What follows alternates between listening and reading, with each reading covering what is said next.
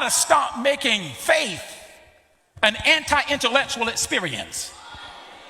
Don't come to church and leave your brain at the door.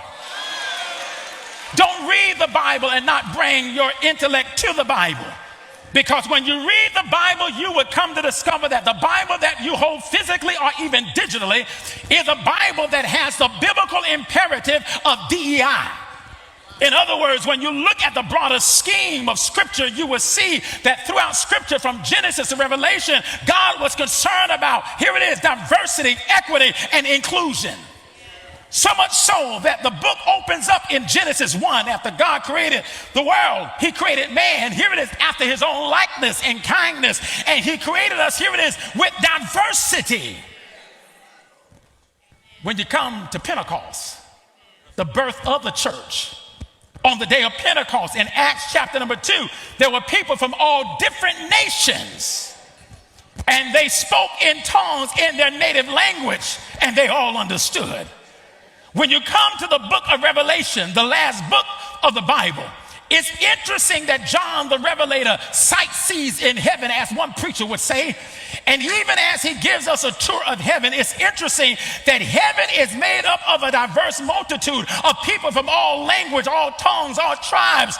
And the Bible makes mention that is a place, here it is, that is inclusive of all people. Here's my argument, church, whether you believe it or not, that when you read the Bible, from a biblical kingdom perspective, it produces or introduces, better yet, this whole concept of DEI, diversity, this whole aspect, equality and equity, inclusion. Matter of fact, let me push it even the more. When you read Matthew, Mark, Luke, and John, the Gospels, you cannot help but see that Jesus embraced this whole concept of DEI.